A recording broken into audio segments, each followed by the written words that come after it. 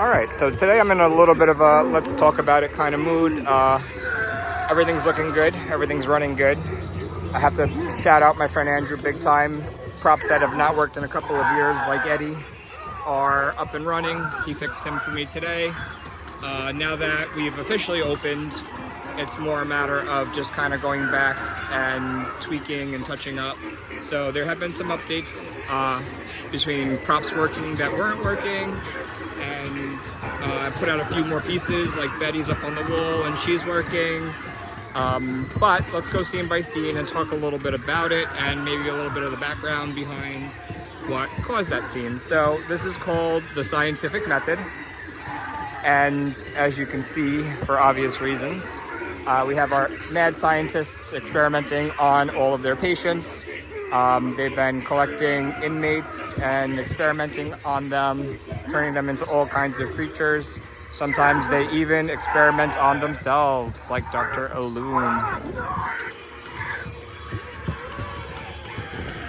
Some potions make you grow taller. We have a 12-foot scientist.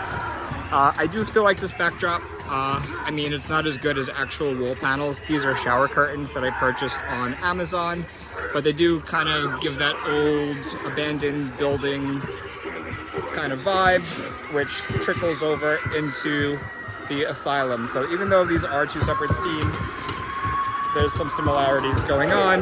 Now we are in the psych ward. Please enter with caution to the insane asylum.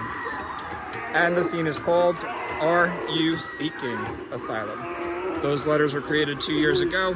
They faded a lot. They used to be pretty black light respondent, but they've lost their pigment and they still look good, but they don't light up like they used to. Inspiration here, still kind of that medical. I feel like these scenes really go well together. 2 years ago, this was one big scene. But I decided to split it as asylum and scientific experiments. We have everything from, again, patients being tortured, experimented on, to the nurses and doctors, plague doctor, that are taking really great care of them. We have an awesome actress in this scene, Johanna, for the last 2 years. Well, first year that she's in the asylum. Last year she was in the clown section, the carnival. So she'll be working up here. Her costume came out way better than I could have imagined. She looked awesome last night. Got a little poster to advertise us a little bit. Oh, let's see if Betty is working. Come on, Betty. There she goes.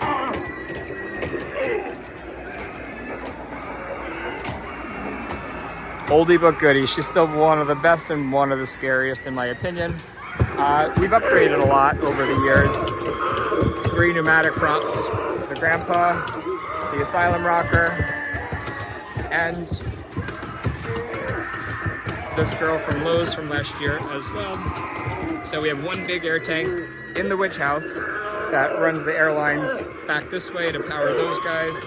And the witch house gives it a little bit of natural protection from the elements like rain. So it's really convenient that all the pneumatics wound up in one spot, so close to where I could conceal the air tank. The only one they really did not want to put here was the grandpa. I felt like he would have gone better in the cemetery. However, to get the air from here all the way over there, I would have had to run 2 separate tanks just because of the distance and cutting across all these other scenes. So I didn't want to do that. So for now, he's with the asylum. If things ever did expand and, you know, we did get multiple air tanks, I would consider moving him to the cemetery. I would consider getting the wizard from Distortions and putting him over with the castle because I think he's amazing. I actually would have gotten him, but he was not available earlier this year.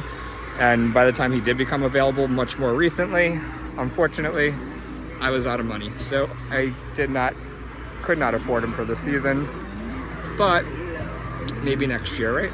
Let's see what happens. So we did add a lot of pro pieces. This is one of them. She's from Morbid Monstrosities, and I got her back in February when I went to the East Coast Convention. So she was just so impressive to me in person. Their booth was actually really nice, so big shout out to them for having really great pieces.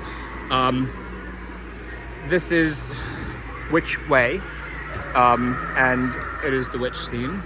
So kind of reminded me of like witch hangings. I know she's probably not really a witch, but it kind of reminded me of a witch, which is why I decided to place her into the scene here. It's kind of like witches and goblins, and he hasn't worked in a while, but I still love him, so we'll put him out as static. New for this year, we have Tallulah. She's following the Hellspawn who just popped up in Mr. Dark series. I did sell Mr. Dark more because I was worried of him breaking down eventually. So I didn't want to keep him past his prime, and I do miss him. He is a great prop, but we have two others that are so similar to him. So Tallulah was a pretty good ad for this season. Still love the 12-foot witch. She's having a little bit of problems right now, but I do have a spare one in storage, so I might need to swap out some parts on her. I have the lunging witch in the house. I kept the house dark for a couple of reasons this year. Last year I had a light in there, and you could see there's a cauldron back there and some other things going on back there. But because the air tank is in there, obviously that would be an eyesore. So keeping it dark, she's kind of creepy. And I have dark enough to have the projection. I put a screen on this window, and we have the witch projection as well. And then in this window, I put a box under the window, and now we have the bubble fog machine. So it's like they're casting their spells and their potions. We have an awesome actress in this scene. Anna is amazing. So she's going to hold the remote for the bubble fog machine, and she'll have a wand, and she could kind of cast a spell when the little kids come through and make the bubble fog just kind of appear everywhere. It's a lot of fun. The kids love it. They go crazy trying to pop all the bubbles, and then the fog explodes. Really, really cool feature. We have some floating candles, which will get turned on once it gets a little bit darker. Yeah, it just adds to the ambience a little bit. So an oldie but goodie scene that I would say not anything too crazy new. We have 2 brand new pieces, and everything else is just kind of moved around a little bit from last year. The projection is new. I did have the bubble fog machine last year. It did have problems, so I did unfortunately buy another one this year. Thanks to Andrew, we have this little dog kind of as a scene separator. He could be the witch's pet, but also stop people from trying to pass through there as a shortcut, which some people did try last night, unfortunately. So we had to put somebody there to stop that from happening.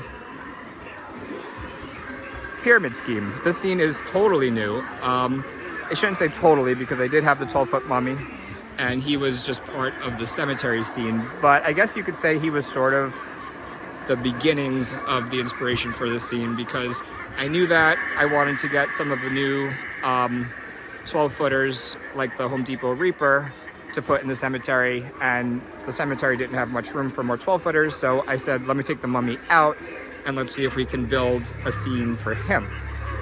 So this is what it turned into. I mean, went all over the place getting pieces for this. Met up with my friend Carlos down in Maryland to get this statue here of Anubis and the 2 panels at the ends. So that was a hike. This guy is Midnight Studios. He was shipped from a person out in, I think, Nevada. This is Creepy Collection. My neighbor works for them and actually made him for me.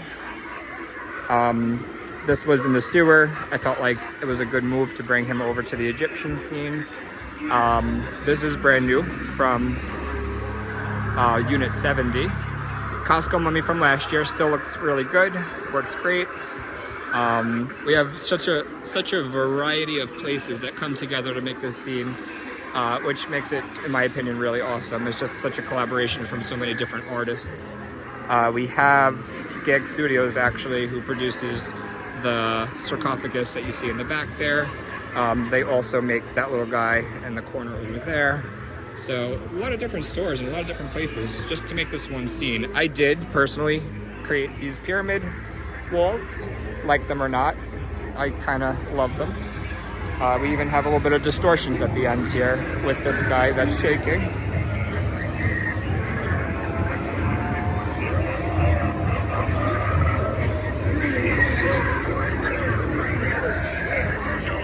Okay, next up we have our dinos. And again, pretty similar to last year. The only new addition, who I can thank my new friend out in New Jersey for, is this guy. She spent hours upon hours upon hours corpsing him. And then she just flat out gave him to me for free because she said she loves the display and she knows that he would have a great dino family to spend the rest of his life with and grow up with. So here he is, the new addition to the dino scene. I think that we could probably say there's at least something new everywhere, but we'll test that theory as we go. The Asylum rocker was new. Even in the Scientists Buzz, the distortions piece was new. Last year I had the Spirit Halloween Death Row, but he kind of conked out on me, so that was his replacement. Yeah, so every scene so far has had something new. Up next, we have our demon scene. I'm gonna actually make this part 2, so I'm gonna pause here because I want to go shut off some music on the other side, and then we'll make a second video starting from this point.